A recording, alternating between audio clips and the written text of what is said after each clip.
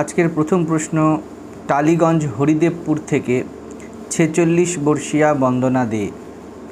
প্রণাম মহারাজ, আমি আপনার আধ্যাত্মিক বিষয়ে আলোচনার থেকে বিশেষ অনুপ্রাণিত হই। দুটি বিষয় আপনার কাছে আমার জানতে ইচ্ছা। প্রথমত, আপনার অনুদিত শ্রীমদ্ ভগবদ্ গীতার ব্যাখ্যাসহ বই যদি থাকে দয়া করে জানাবেন। দ্বিতীয়ত, গীতার 4th অধ্যায় থেকে একটি শ্লোক, চাতুর্বর্ণম ময়া সৃষ্টম গুণকর্ম বিভাগসঃ, এই চাতুর্বর্ণম আসলে কি যদি আলোচনা করেন খুবই আলোকিত হব। প্রথমত, যদিও কোনো বই এখনও সেরকমভাবে আমরা করে উঠতে পারিনি শ্রীমদ্ ভগবদ্ গীতার উপরে, তবে অবশ্যই চেষ্টা আছে যাতে গীতার একটা যুগাপযোগী সরল ব্যাখ্যা আমরা কাছে আনতে পারি। সেই জন্য আমাদের কোর্স চলছে। হয়তো পক্ষে হতে পারে সেটা আপনি জানেন অথবা করছেন, অনেকেই এই কোর্সটি করছে। দ্বিতীয়ত, আপনি যে শ্লোকটির কথা বলেছেন, সাধারণত কোর্সের মধ্যে এই আলোচনা হয়, তবু আমি মনে করছি যে এই শ্লোকটি বিশেষ গুরুত্বপূর্ণ একটা দিক, যেটা নিয়ে বহু আলোচিত এবং সমালোচিত হয়। বিভিন্ন মানুষ এটাকে বিভিন্নভাবে কোট করে, সেই জন্য এটা নিয়ে বলার চেষ্টা আমরা করব।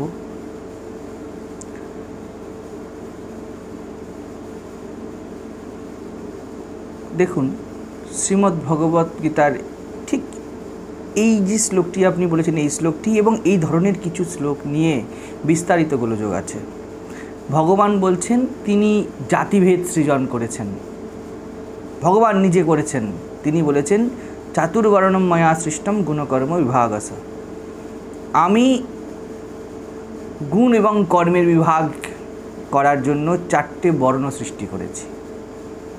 আমি আগেও বলেছি, গীতাদি শাস্ত্র, গীতা পুরাণ হলেও অধিকারিত্ব দাবি করে।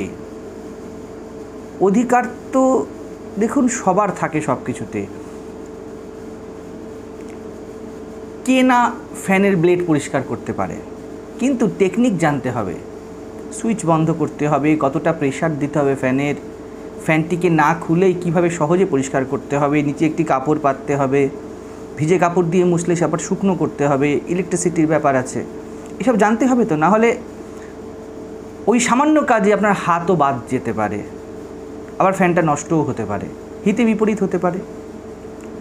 লোকে যে কোনো বই তুলে নিয়ে আমরা পড়ি, আমি পড়তে নিষেধ করছি না, খুব পড়া দরকার, কিন্তু সমস্যা হলো দেখুন, যদি এটা জোকসও বলতে হয় না, তবুও সামনের লোককে অধিকারী হতে হয়, তার মধ্যে এতখানি রসবোধ থাকতে হবে যেন সে সেটা বুঝতে পারে। যদি একটা বই কারোর সামনে খুলতে হয়, যে কোনো বই, সাধারণ একটা উপন্যাস যদি খুলতে হয় এবং সেই নিয়ে আলোচনা করতে হয়, তখন আমরা কি বলি, ওকে বলে সব লাভ নেই, ওর ভিতরে এই ব্যাপারটা নেই। অর্থাৎ অধিকারিত্ব চাইছি আমরা, সবাই সবটা পারে না। কিন্তু ধর্মে বা আধ্যাত্মে সকলের অধিকার বলে সবাই যে যার মতো করে শুরু করে দিলে এগুলি পড়া, তখন কি হয়, এরম হ্যাপাজার্ডনেস শুরু হয়। এবং অদ্ভুত ব্যাপার, যারা এর উপরে মোটা মোটা বই পর্যন্ত লিখে ভাষ্য টিকা হয়ে গিয়েছে, দুঃখজনক বিষয় যে তারাও এই জিনিসগুলিকে নিয়ে এমন বিভ্রান্তি এবং ভেদাভেদ ছড়িয়েছে, বা শব্দ এমন লিমিটেড হয়েছে যে এই সব কথাগুলিকে কেন্দ্র করে জবরদস্ত শোষণ, পীড়ন, অত্যাচার এবং মানুষে মানুষে বিভেদ সৃষ্টি করা হয়েছে। ওষুধ কে না খেতে পারে, কে না অধিকারী ওষুধ খাওয়ার, কিন্তু সঠিক ডায়াগনোসিস চাই তো, নাহলে হিতে বিপরীত হতে পারে। আপনি যেটা বলেছেন সেটা 4th অধ্যায়ের 13 নম্বর শ্লোক, এর অর্ধেকটা আপনি বলেছেন, এখানেই মুশকিল। আপনি যে ইন্টেনশনালি বলেছেন তা নয়, আমি পুরোটা বলে দিচ্ছি। সেখানে শ্রীকৃষ্ণ বলছেন চাতুর্বর্ণম ময়া সৃষ্টম গুণকর্ম বিভাগসঃ তস্য কর্তারম অপি মাম বিদ্য অকর্তারম অব্যয়ম। এর অর্থ হচ্ছে, এই যে চতুর্বর্ণ সমাজে ব্রাহ্মণ, ক্ষত্রিয়, বৈশ্য, শূদ্র, গুণ এবং কর্মের বিভাগ হিসাবে আমি তৈরি করেছি। তার কর্তাকে আমি, তস্য কর্তারম অপি মাং, আমি, বিদ্যম অকর্তারম অব্যয়ম, আমি এর কর্তা হয়েও প্রকৃতপক্ষে অকর্তা। দেখুন, যদি শ্রীমদ্ভগবদ্গীতা বুঝতে হয় তাহলে আমাদের শ্রীকৃষ্ণকে বুঝতে হবে আগে। যিনি লেখক তার সম্পর্কে ধারণা না থাকলে তার লেখনী বিষয়ে আপনার মেন্টাল প্রজেকশন এসে দাঁড়াবে। রবীন্দ্রনাথকে বুঝতে গেলে রবীন্দ্রনাথের যে মানসিক স্থিতি তার একটু ধারণা থাকতে হবে। নজরুলকে পড়তে গেলে বা নজরুলের গান গাইতে গেলে নজরুলের ভিতরের যে আগুন তার একটা স্পার্ক, একটা যোগ আপনার থাকতে হবে। তো শ্রীমদ্ভগবদ্গীতা বুঝতে গেলে আমি বারবার বলে থাকি শ্রীকৃষ্ণকে বুঝতে হবে কিছুটা। শ্রীমদ্ভগবদ্গীতার মধ্যে দিয়েই শ্রীকৃষ্ণকে বোঝা যায়, এবং শ্রীমদ্ভগবদ্গীতা বুঝতে গেলেও কিছুটা ওই যে অধিকারিত্ব বলছি তা হলো কৃষ্ণত্ব, কিছুটা কৃষ্ণত্ব থাকতে হবে আপনার মধ্যে, কিছুটা নির্লিপ্ততা থাকতে হবে আপনার মধ্যে।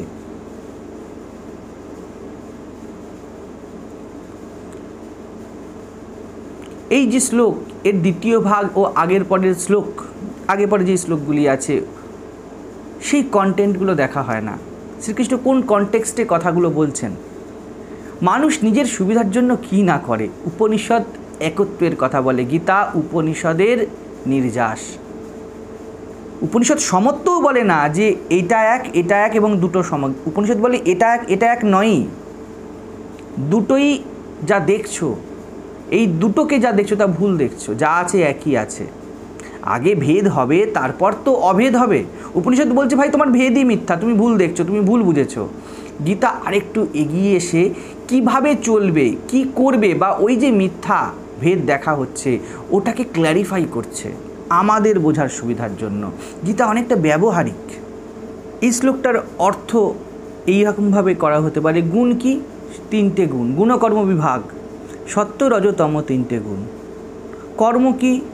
বলা হচ্ছে সম দম আদি যেসব কর্ম, বা এক কথায় বলতে পারেন যে মানুষের যে টেন্ডেন্সি, গুণ হিসাবে টেন্ডেন্সি তৈরি হয় না, তো সেই টেন্ডেন্সি হিসাবে আমি চারটে বিভাগ করেছি, ব্রাহ্মণ, ক্ষত্রিয়, বৈশ্য এবং শূদ্র। দেখুন কথাগুলো বুঝতে হবে। আমি মাইক ব্যবহারে চতুর্বর্ণের সৃষ্টিকর্তা হলেও আমাকে পরমার্থ দৃষ্টিতে অব্যয় অকর্তা ও অসংসারী বলিয়া জানিও। বলা হচ্ছে ময়া, আমার দ্বারা বা আমি। শ্রীকৃষ্ণ এমন ব্যক্তি যিনি আমাদের মতো ইন্ডিভিজুয়াল পারসেপশন ক্যারি করেন না, তাই তো তাকে ভগবান বলা হয়েছে।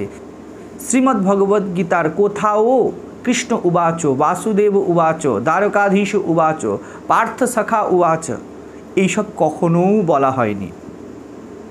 যদি উনি আপনার আমার মতো হতেন তাহলে এই সব টার্ম ওনার জন্য লাগতো। ধৃতরাষ্ট্র উবাচ বলা হয়েছে, অর্জুন উবাচ বলা হয়েছে, সঞ্জয় উবাচ বলা হয়েছে, কিন্তু কৃষ্ণ উবাচ কেন বলা হলো না? শ্রী ভগবান উবাচ বলা হলো। তাকে ঈশ্বরত্বের দরজা কেন দেওয়া হলো? কারণ তিনি কোনো মাইক সম্পর্কে লিপ্ত নন। তার অহং আমাদের মতো লিপ্ততায় থাকে না, দেহ মনের সাথে তা অ্যাটাচড নয়।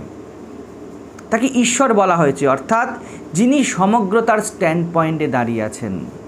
আমরা ব্যক্তির ইউনিটের স্ট্যান্ড পয়েন্টে দাঁড়িয়ে আছি। আগে এই ভেদটা বুঝুন, না হলে পুরো গীতা এই জন্যই আমাদের কাছে বারবার ভুল বোঝা হয়েছে। শ্রীকৃষ্ণ আপনার আমার মতো জগৎ এবং নিজেকে দেখেন না। গীতায় শ্রীকৃষ্ণের সেই স্ট্যান্ড পয়েন্ট নয়। আমরা বলি না ওর জায়গাটা বোঝার চেষ্টা কর, তো এটা বুঝতে হবে কে বলছে ও কী অবস্থায় বলছে। তিনি বলছেন ময়া সৃষ্টম, আমি সৃষ্টি করেছি, কিন্তু তিনি সম্পূর্ণ নির্লিপ্ত। এটা আমাদের মাথায় ঢোকে না। নেক্সট শ্লোকেই তিনি আবার বলছেন নমে কর্মাণি লিম্পন্তি নমে কর্মফলে স্পৃহা। এক্ষুনি বলছেন আমি সৃজন করেছি চারটে বর্ণ, আবার পরেক্ষুনি বলছেন আমি কিছু করিনি। আগের শ্লোকে বলছেন, যদি আপনি 12 নম্বর শ্লোকে চলে যান, বলছে আমি কর্মফল দিই, আমি কর্মফল দাতা।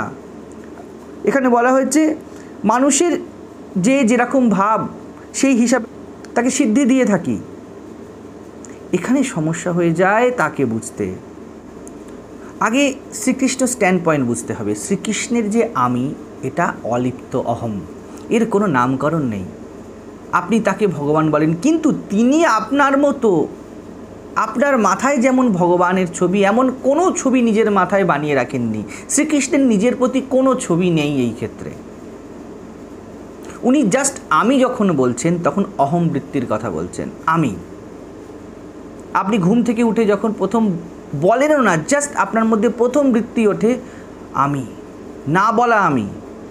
আমি কথাটা উচ্চারণ করেননি, কারোর সাথে কথা বলেননি, কিন্তু আপনি জানেন যে আমি উত্থিত হলাম, এটাও ভাবেননি, তবুও একদম যে কোনো কিছু অ্যাটাচ না হওয়া, ফ্র্যাকশন অফ সেকেন্ডের জন্য এটা থাকে। এই স্থিতিতে শ্রীকৃষ্ণ গীতা বলেছেন, যেখানে তিনি বলছেন আমি কর্মফলও দিই, আমি সৃষ্টিও করি, অথচ আমি নির্লিপ্ত। কেন এরকম দ্বিচারিতা করেছেন তিনি বারবার? তিনি এখানে একটা টেন্ডেন্সির কথা বলছেন। আমি বসুদেবের ছেলে, আমি দ্বারকাধীশ, এমন হয়ে বলছেন না। এই পারসেপচুয়াল ডিফারেন্স আমাদের গীতা বুঝতে দেয়নি। আপনার আমার মধ্যেও এই অহমবৃত্তি আছে, সবার মধ্যে এটা আছে। আমাদের অলওয়েজ দুটো দিক, একটা নিষ্পাপ শুদ্ধ অহম যাকে আত্মা বলে, কিন্তু সে প্রকৃতি বা নানা বিষয়ে জড়িয়ে পড়ে। এই জগৎ যা কিছু দেখছেন, আপনি আমির পরে যা যা বলেন সব প্রকৃতি, ও আপনি তাকে আলাদা করতে পারেন না। আপনি যখনই বলেন, জাস্ট ভাবুন, আপনি যখনই বলেন আমি, এর সাথে অনেক কিছু জড়িত, কিছু ধারণা, কিছু ছবি, নিজের বিষয়ে, নিজের অতীত, নিজের ভবিষ্যৎ, নিজের বর্তমান বিষয়েও আমাদের মাথায় এই রকমই আছে। কিন্তু শ্রীকৃষ্ণের তা নেই। শ্রীমদ্ ভগবদ্ গীতার কনটেক্সটে শ্রীকৃষ্ণ বারবার কর্মে ফোকাস করছেন। কেন কর্মের কথা বলছেন? কারণ অর্জুনকে দিয়ে তাকে কাজ করাতে হবে, অকর্মণ্য হয়ে গেছে সে, তাই তো এত কথা বলা, নাহলে গীতা বলার দরকার কি ছিল? আমাদের যে আমি প্রকৃতির সাথে তা লিপ্ত, সে ভেদ করে, এটা ব্যবহারিক। কি বলা হয়েছে? মাইক ব্যবহারে। মাইক মানে এই জাগতিক, এই প্রাকৃতিক। যখন আমাদের আমি এই জগতে লিপ্ত হয়, শ্রীকৃষ্ণ বলছেন মায়া, হে জীব, যখন তুমি জগতে লিপ্ত হও তখন ব্যবহারিক হও, তখন সত্য রজ তম গুণ ভেদে এই চারটে বর্ণ আছে। চারটে বর্ণ মানে 4 রকম জাতের এবং নামকরণ করা নয়, 4 রকম এবং 3 রকম গুণ এবং 4 রকম জাতি, অর্থাৎ মানুষের মানসিক বিবিধতা আছে। কিন্তু তার যদি গভীরে যাও, তুমি যদি তার গভীরে গিয়ে দেখো, আসলে পরমার্থ তো কোনো ভেদ নেই। শ্রীকৃষ্ণ বলছেন আমি, এই যে আমি, যাকে আমরা সবাই আমি বলি, শ্রীকৃষ্ণ নিজের আমি বলছেন না, শ্রীকৃষ্ণ বলছে জাস্ট আমি। এই যে আমি, এই যখন প্রকৃতির সাথে লিপ্ত আছে, এর মধ্যে ব্রাহ্মণ আদি বিভিন্ন ভেদ আছে, জাতিগত বিভিন্ন গুণ আলাদা আলাদা আছে, তার মধ্যে কর্মের দিক, টেন্ডেন্সি আলাদা আলাদা আছে। কিন্তু এই আমি ইনকোর, তার উৎসে শুদ্ধ আত্মা, সেখানে শ্রীকৃষ্ণ কি বলছে? আমি অকর্তা। এই আমি, শ্রীকৃষ্ণ বলছে আমি অকর্তা, এরকম নয়। আসলে কি হয়ে যায়, আমরা আমাকে আমি বলতে এরকম বুঝি, আমি, আপনি। শ্রীকৃষ্ণ এরকম বোঝেন না, শ্রীকৃষ্ণ জাস্ট আমি বলছেন। শ্রীকৃষ্ণ বলছেন যেই আমি এই জগতে বিভিন্ন ভেদ করছে প্রকৃতির সাথে মিশে গিয়ে, সেই আমি অন্তরতম সত্তাতে আত্মা, তিনি, সে অকর্তা, সে অসংসারী, সে অব্যয়। একই আমি, যা আত্মা তাই বাইরে মায়া হয়েছে। একই আমি, যা ভিতরে ব্রহ্ম, বাইরে তা শক্তি বা প্রকৃতি হয়েছে। এই স্ট্যান্ড পয়েন্ট থেকে শ্রীকৃষ্ণ বলছেন মাইক ব্যবহারে বিভিন্ন ভেদ আছে। আমাদের মধ্যে যে আমি, তা ভেদ করে, এটা ভালো, ওটা মন্দ, এটা লাভ, এটা লোকসান, ওটা উৎকৃষ্ট, ওটা নিকৃষ্ট। এটা অদ্বৈত বা শুদ্ধ অহমের বা আপনার ইনকোর এটা নেই, আপনার স্বভাব এটা নয়, আপনার প্রাকৃতিক বৃত্তি এটা। দেখবেন শিশু যখন ছোট থাকে, সে এত ভেদ বোঝে না, তাকে ব্রাহ্মণে ছুলো না চণ্ডালে ছুলো। কারণ কি? কারণ তার মধ্যে এই মন বা প্রকৃতি বা মায়া সম্পূর্ণ ম্যানিফেস্ট করেনি, এখনো বীজাকারে আছে। সে যত বড় হতে শুরু করবে, সে বিভিন্ন ভেদ সৃষ্টি করতে শুরু করবে।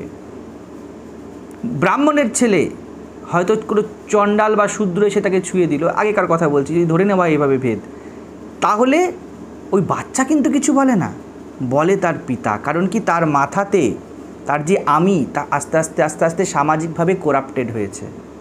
সে শিখেছে ভেদ কাকে বলে। শ্রীকৃষ্ণ বলছেন এই ভেদ আছে, এই ভেদ ব্যবহারিক ভেদ অর্জুন বা জীব, এটা তোমার স্বরূপত ভেদ নয়। আর অধ্যাত্ম বা ধর্ম তো একত্বের কথা বলে, তাহলে এই যে বাইরের ভেদ এটাকে কী করা হবে? বলছে কি ব্যবহারিক স্তরে রাখো। জগতে চলতে গেলে এই ভেদের দরকার পড়ে যায়, কিন্তু এই ভেদকে অন্তরে স্থান দিও না, একে বিদ্বেষের রূপ দিও না, একে ছোট বড় রূপ দিও না। ভগবান কখনোই এই কথা বলেননি যে আমি উচ্চ নীচ বানিয়েছি, কিন্তু ধান্দা চালাতে গেলে তো এইসব কথা বলতেই হবে। বিভিন্ন সম্প্রদায় দাঁড়িয়ে আছে ব্রাহ্মণ্যবাদের উপরে, কারণ এতে মানুষের প্রাকৃতিক বৃত্তি এনহ্যান্সড হয়, সে শোষণ করতে পারে। আর আমরা তো হিসাব মতো পশু না, আমরা কামড়ে খিমচে খুশি হই। দুদিন আগেই তো আমরা জঙ্গল থেকে বেরিয়েছি। তো এই যে আমাদের বৃত্তি, তার ছাপকে লিগালাইজ করার জন্য শ্রীকৃষ্ণের উপরে এটা আমরা লাগিয়ে দিয়েছি। শ্রীকৃষ্ণ অতি সূক্ষ্ম কথা বলছেন, বলছেন গুণ ও কর্ম অনুসারে এই অহংবৃত্তি বা আমি যা সবার মধ্যে আছে, সেই আমি এই চারটে ভেদ সৃষ্টি করেছে। প্রকৃতপক্ষে কোনো ভেদ নেই, কিন্তু জীব যখন বলে আমি দেহ, এবং আস্তে আস্তে একটার সাথে একটা লাগে, আমি পুরুষ, আমি ব্রাহ্মণ, আমি ক্ষত্রিয় বা আমি স্ত্রী, আমি এমন স্বভাবের, আমি এটা খেতে ভালোবাসি, আমি ওই পরিবারের ছেলে, আমি ওই দেশে থাকি, ওই রাজ্যে থাকি, এইভাবে যে আমি সৃষ্টি হয়েছে, এই আমির প্রেক্ষিতেই এই চার বর্ণ এবং বিভিন্ন ভেদাভেদ, এটা ব্যবহারিক সত্য। ময়া সৃষ্টম মানে শ্রীকৃষ্ণ সৃষ্টি করেছে তা নয়, ময়া অর্থাৎ অহমের সৃষ্টি, আর অহম একটা বৃত্তি, প্রাকৃতিক বৃত্তি। তো শ্রীকৃষ্ণ বলতে চাইছেন এই চাতুর্বর্ণ এটা প্রকৃতির সৃষ্টি অর্জুন, আত্মার নয়, এ ধর্মের সৃজন নয়, কাজ চালাও ব্যাপার এটা।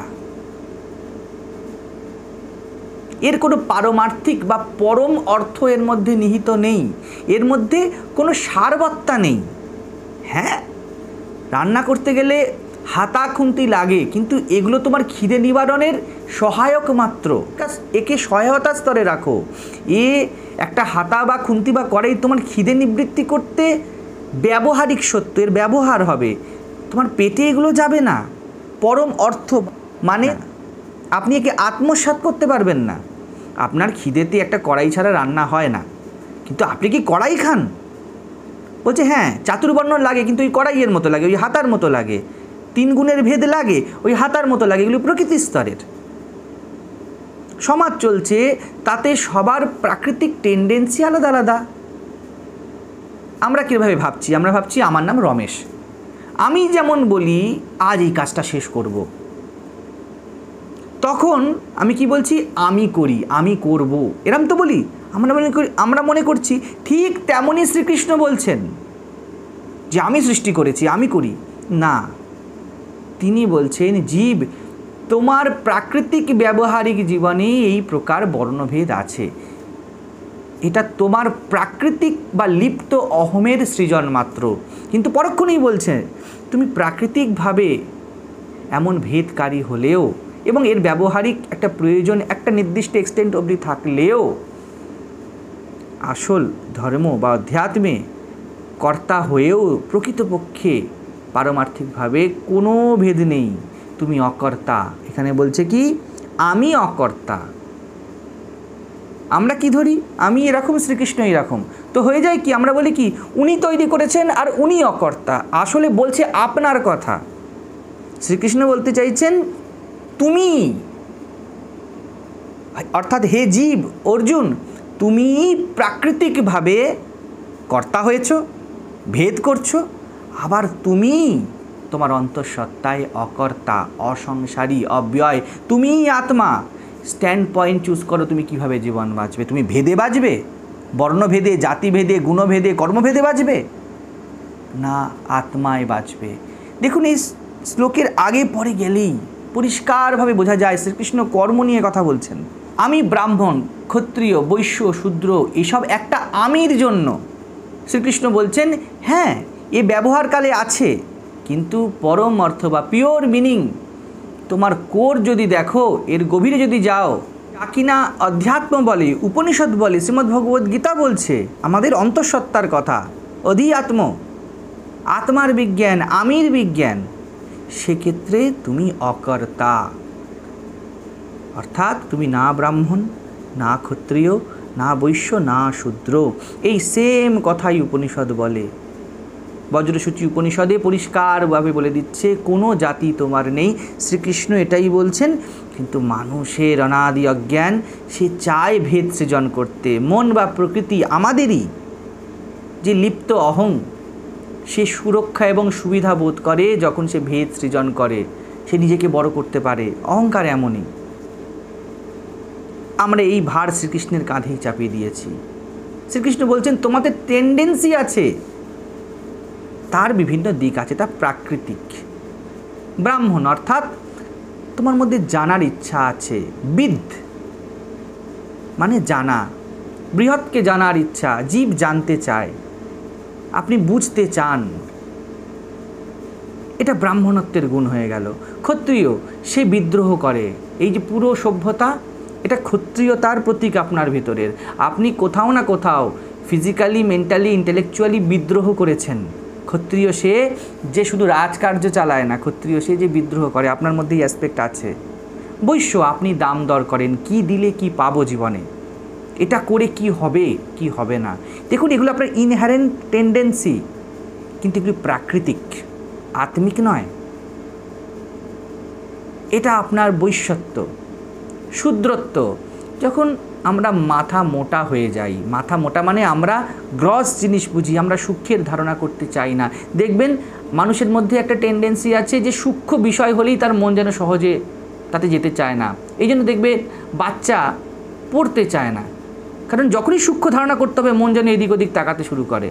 যখনই আমরা দেখেছি আমাদের এখানে কোনো রকম আলোচনা হয়, গভীরে যায়, অনেকের মাঝে মাঝে যারা ভিড়ে বসে আছে তাদের মাথা এদিক ওদিক ঘুরছে। কেন এটা হচ্ছে? সূক্ষ্মের ধারণা হচ্ছে না, এটা শূদ্রত্ব। এই যে বলা হয় না কলিতে এত শূদ্র বেশি, কারণ কলিতে মানুষ বহির্মুখ হয়ে যাবে, সে মোটা জিনিস বুঝবে, সে সূক্ষ্মের ধারণা বা বোধের দিকে সে বুঝতে পারছে না। কারণ কি, কেন এরকম হচ্ছে? এত ভোগের কন্টেন্ট বেরিয়ে গেছে, এত চারিদিকে আপনার চোখের, কানের, নাকের স্পর্শের বিষয় বেরিয়ে গিয়েছে যে তাতেই আপনি ছোট থেকে খুব হারমোনাইজড হয়ে গিয়েছেন। চট করে সূক্ষ্ম জিনিসে মন যেতে চায় না। আমরা জীবনের গভীরতা বুঝতে চাই না, উপরি উপরি বুঝি মাত্র। এই জন্যেই তো নিজের জীবনকে বোঝাকেই সাধনা বলা হয়েছে, যেন কত কষ্ট করে বুঝতে হবে। কারণ কি, টেন্ডেন্সি এমন নয়। ছাত্রাণাং অধ্যয়নং তপস্যা বলা হয়েছে, যেন কষ্টকর বলা হয়েছে, তাপ উৎপন্ন হয়। কেন হয়? কারণ টেন্ডেন্সি এমন নয় যে তুমি কিছু জিনিসকে গভীরে গিয়ে বুঝবে। তো এটা হলো শূদ্রত্ব, আমাদের সবার মধ্যে এটা আছে। এগুলি প্রাকৃতিক। কিন্তু শ্রীকৃষ্ণ বলছে ঠিকই আছে, দেখো প্রকৃতিগতভাবে ভেদ আছে, আবার সত্য রজ তম তার ভেদ আছে। কেউ একটু শান্ত স্বভাবের হয়, তার মানে এই নয় সে মুক্ত স্বভাবের, সে শান্ত, তার একটু সুবিধা হবে। কারণ শান্ততার ভাবটা বেশি থাকে, কারোর মধ্যে কর্মচাঞ্চল্য বেশি থাকে, কারোর মধ্যে অলসতা বেশি থাকে। এগুলো যে সবসময় আপনার মুক্তির সহায়ক হবে তা নয়, ডিপেন্ড করছে একটা ব্যক্তির উপরে, সেই তিন গুণকে কিভাবে ইউজ করবে। সবার মধ্যে আছে। সত্যগুণে কি হয় না, সে শান্ত হয়। আপনি যদি বিষয়ী হন এবং টাকা পয়সায় খুব রুচি থাকেন, আপনাকে গুরু হাজার বলুক যে বাবা এর মধ্যে তুমি যেও না, আপনি এতটাই শান্ত স্বভাব, আপনি শুনবেন বটে কিন্তু শান্তভাবে যেটা করার করে যাবেন। কারণ আমি ঠিক করে ফেলেছি বা ভিতরের অহং ঠিক করে ফেলেছে যে আমি বিষয় বা টাকা রোজগারতেই থাকবো। গুরু বলছে এর মধ্যে বিষ আছে, সে শান্ত স্বভাব, স্বভাবত শান্ত। সত্যগুণ বলবে হ্যাঁ শান্ততা আমার গুণ, কিন্তু তা মুক্তি দেবে কোনো গ্যারেন্টি নেই।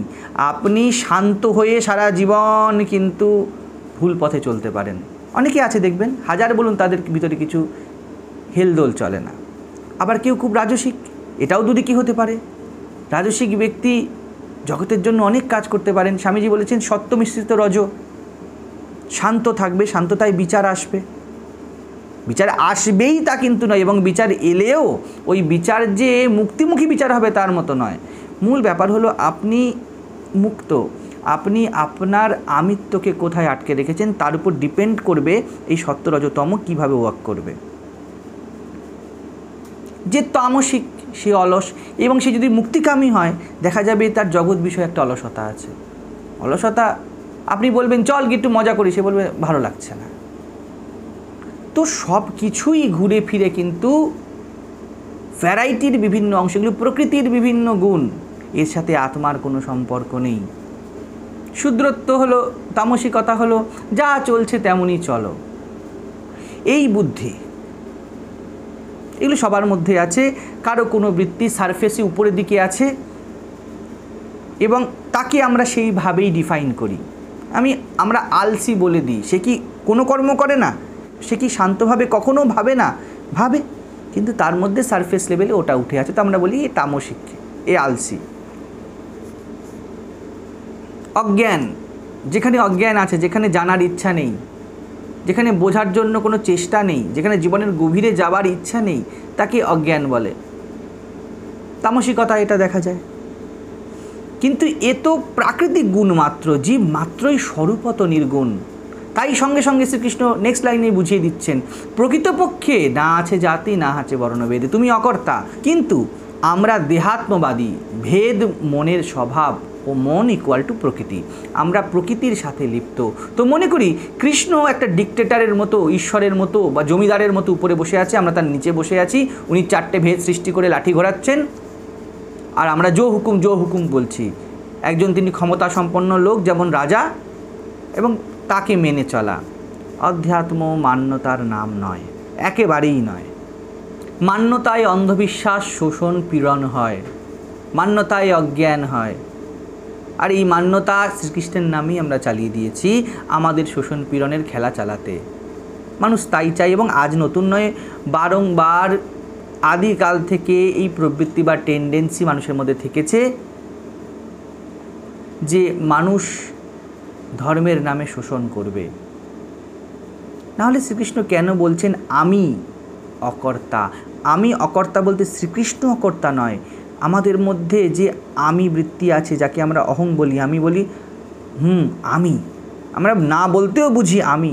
শ্রীকৃষ্ণ বলছে প্রকৃতপক্ষে ইনি অকর্তা, ইনি অব্যয় আত্মা, ইনি অসংসারী।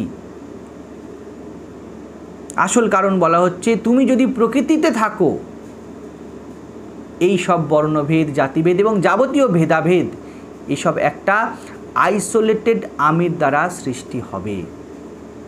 তুমি যত আইসোলেশন করবে নিজেকে, তত বেশি ভেদাভেদের মধ্যে তুমি থাকবে।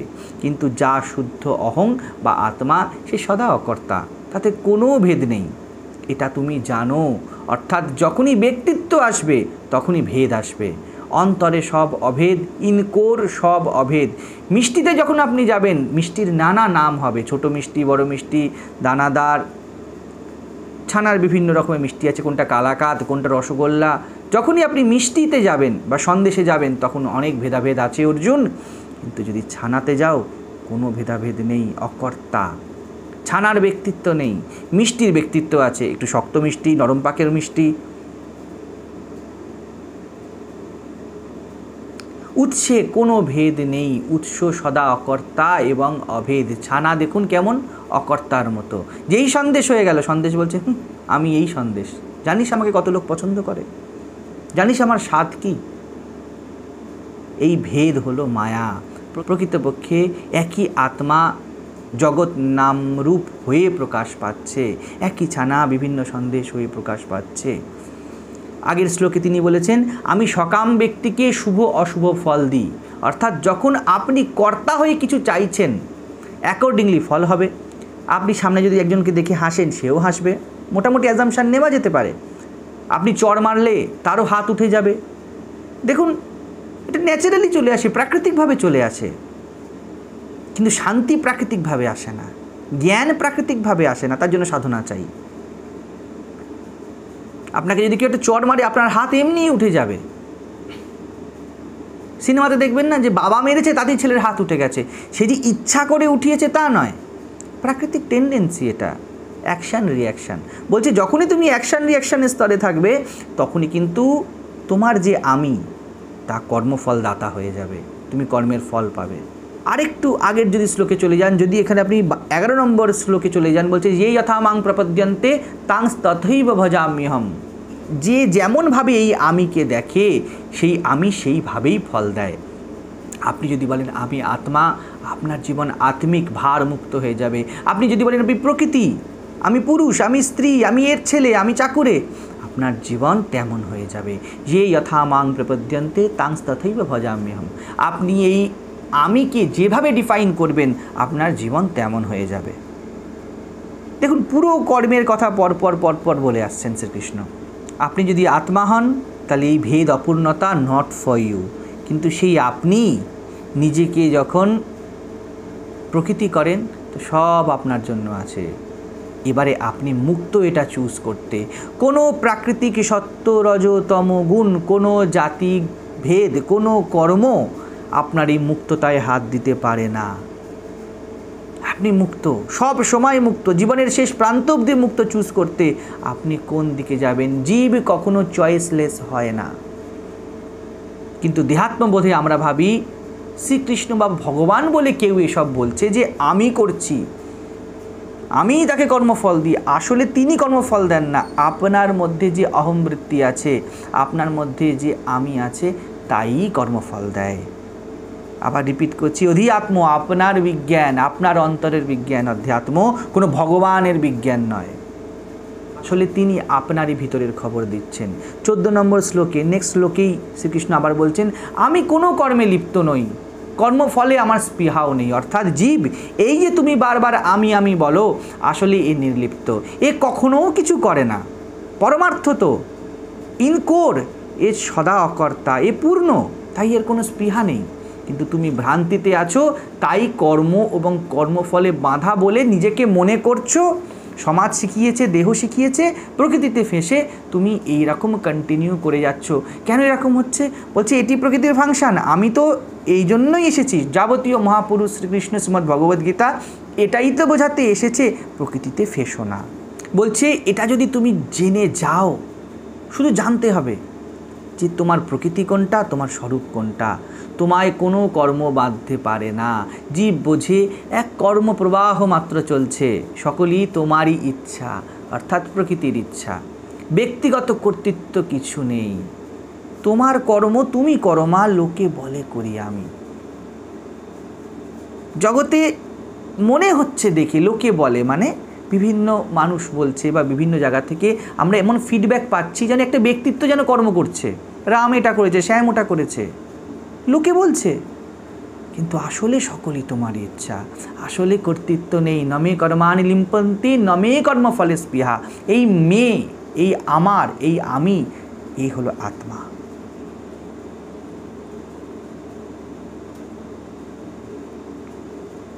বারবার এটা বলছেন তিনি, কিন্তু আমাদের জীবত্ব যেন বুঝতে রাজি নয়। উল্টে তাকে বিভেদ সৃজনকারী হিসাবে দেখা হয়েছে। তিনি বলছেন চাতুর্বর্ণ আছে, তবে এটা নিম্নতম সত্য, ব্যবহারিক সত্য। পড়তে জানতে হলে টিচারের কাছে যেতে হয়, ক্যারাটে শিখতে হলে অন্য কারোর কাছে যেতে হবে, ঘর সাফ করতে হলে মুদির দোকানে গিয়ে কাজ হবে না, কাজের লোকের কাছে যেতে হবে। এটা কি কাউকে ছোট করা হচ্ছে? না, এটা ব্যবহারিক সত্য, যেখানে যেমন ব্যবহার। এই স্তরেই একমাত্র নানা ভেদ, ছেলে মেয়ে, দুর্বল সবল, বড়লোক গরিব, ব্রাহ্মণ ক্ষত্রিয়, সব ভেদ এই স্তরে, এইটুকুই মাত্র। একে ভেদও বলা যাবে না, বিবিধতা, ব্যবহারিক বিবিধতা। একে ভেদ করা হলো, একদিক থেকে বললে হলো, কিন্তু ব্যবহারিক ভেদ প্রয়োজন এটা, নাহলে কাজ চলবে না। মুদির দোকানে গিয়ে বলবি, মুদিকে বললে হবে না আমার ঘরটা মুছে দিয়ে আয়। কোনো একজন কাজের মেয়ে বা কোনো একজন কাজের লোককেই বলতে হবে যে ভাই ঘরটা মুছে দাও। এটা ব্যবহারিক সত্য। অধ্যাত্ম এই ব্যবহারিক সত্যকে উপেক্ষা করে জীবনের অন্তরে গভীরে যাবার নাম। এই প্রত্যেকের মধ্যে জীবত্ব আছে, সবার মধ্যে অহম বসে আছে। এই অহমই শুদ্ধতম অবস্থায় আত্মা, একে আবিষ্কার করার নাম অধ্যাত্ম। অধ্যাত্ম এই ভেদগুলোকে ধরে বেঁচে থাকার নাম নয়, এই ভেদগুলোকে কাট করে এর অন্তরতম সত্তায় যাওয়ার নাম। শ্রীকৃষ্ণ এখানে সেটাই বলতে চাইছেন, কিন্তু মানুষ তার স্বার্থকে উল্টো করে দিয়েছে, বলছে তুমিই ভেদ বানিয়েছো। শ্রীকৃষ্ণ বলছে না, আমি ভেদ বানাইনি। যে আমি ভেদ বানায় সে আমি প্রাকৃতিক, যে আমি অভেদ বানায় সে আত্মা। অর্থাৎ পরমার্থত জীবের না আছে জাতি, না বর্ণ, আর যাবতীয় শাস্ত্র, শ্রীমদ্ভগবদ্গীতার মতো শাস্ত্র, এটি পরমার্থেরই কথা বলে। পরম অর্থ, তোমার জীবনের পরম মিনিং, তুমি কী জন্য আছো, জীব কী জন্য, আমি কে, এই জীবন কি, এর গভীরতম সত্তায় কি আছে। স্থূল বিজ্ঞান, মনোবিজ্ঞানকে অতিক্রম করে গভীরতম পরম বিজ্ঞান হলো পরমার্থ বা উপনিষদ বা গীতাদি শাস্ত্র। তো এর কোর বার্তা কি? এর কোর বার্তা ব্যবহারিক সত্য আছে, ভিতরে পরমার্থ তো না আছে জাতি, না আছে বর্ণ। তুমি ব্যবহারকালে জাস্ট বুঝে চলো কার কি প্রবৃত্তি। বাক্যে আলিঙ্গন নয়, এটা ব্যবহারিক, কিন্তু বাক্যে বিদ্বেষও নয়, কারণ সেও জীব। অব্যবহারিক হইও না। সবেতে ভগবান আছে, তো বাক্যে জড়িয়ে ধরি, সেও ভগবান বটে, কিন্তু তাসের ঠিক আর সৎসঙ্গের যে গ্যাদারিং হয়, দুটো একই গোত্রীয় নয়। যদি বলা হয় জগতে মিথ্যা, তো সব মিথ্যা। তাসের ঠেকও মিথ্যা হয়ে যাচ্ছে, প্লাস সৎসঙ্গ মিথ্যা হয়ে যাচ্ছে, শব্দই তো মিথ্যা। কিন্তু অব্যবহারিক হয়েও না। এই ক্ষেত্রে চাতুর্বর্ণকে কাজে লাগাও, শূদ্র হয়ে থেকো না, মোটা বুদ্ধি হয়ে থেকো না, সেক্ষেত্রে ব্রাহ্মণত্বের দিকে এগাও, বিদ্রোহ করতে শেখো, জীবনে মোটা বুদ্ধি থেকে দাম দর করতে শেখো, বৈশ্যে উঠতে শেখো, কোনটা জীবনে মূল্যবান বুঝতে শেখো, তারপরে বিদ্রোহ করো। যেই জিনিসগুলো তোমাকে কামড়ে ধরে রেখেছে, যেই ভুল মূল্যবোধ সমাজ দিয়েছে, দেহ দিয়েছে, তার বিরুদ্ধে বিদ্রোহ করে ক্ষত্রিয়ত্বে ওঠো, এবং ওই ক্ষত্রিয়র থেকে ব্রহ্ম জানাতি ব্রাহ্মণ, নিজের স্বরূপে পৌঁছাও। ব্যবহারিক থেকে তুমি পরমার্থে পৌঁছাও, এবং এটা সবার মধ্যে আছে। এর মধ্যে কোনো জন্মগত ভেদ তো নেই, জাতিগত ভেদও নেই, বর্ণগত ভেদও নিতে হবে, সবার মধ্যে এই ভেদ আছে। এটা মাথায় রাখো। ব্যবহারকালে ব্যবহারিক সত্য ইউজ করো। মদের থেকে গিয়ে বসে যেও না, তাসের থেকে গিয়ে বসে যেও না। বুঝতে যদি হয় সৎসঙ্গে বসো, সাধু সঙ্গে বসো, সদ্গ্রন্থ পড়ো, ম্যাগাজিনও বই, একই অকখ লেখা আছে ওর মধ্যে, কিন্তু কোনো গীতা উপনিষদ নিয়ে বসো। সবাই সমান, কিন্তু ব্যবহারকালে ভেদ রাখো। এই ব্যবহারকালের ভেদের সাথে যে যুক্ত আমি, তা প্রাকৃতিক, একে অতটাই গুরুত্ব দাও। আর এই ব্যবহারের পিছনে যে পরমার্থ তো আমি, তা অভেদ, সেখানে উদার চেতা হয়ে যাও, সেখানে বিরাট হয়ে যাও, বিশাল হয়ে যাও। তোমার হৃদয় যেন সবার জন্য স্থান থাকে একইভাবে, কারণ আমরা সবাই সূত্রে মণিগণাইব, একসাথে গাঁথা। চাতুর্বর্ণ সবার মধ্যে আছে, যার যেটা বেশি প্রমিনেন্ট কর্মক্ষেত্রে ব্যবহারকালে, তাকে সেখানে ততটা গুরুত্ব দাও। যে পুলিশ, সে ক্ষত্রিয় স্বভাবের, তার কাছে ওই ইউনিফর্ম পরা অবস্থা থেকে উপনিষদ নিয়ে বসতে যেও না। সেই যখন তোমার সাথে সৎসঙ্গে বসবে, তার সাথে উপনিষদ চর্চা করো। ব্যবহারিক সত্যকে গুরুত্ব দাও পরমার্থে পৌঁছানোর জন্য। ব্যক্তি তো সেই একই, আছে তো সেই একই আত্মা। এই দুটো মাথায় রেখে চলো, ব্যাস এটুকুই।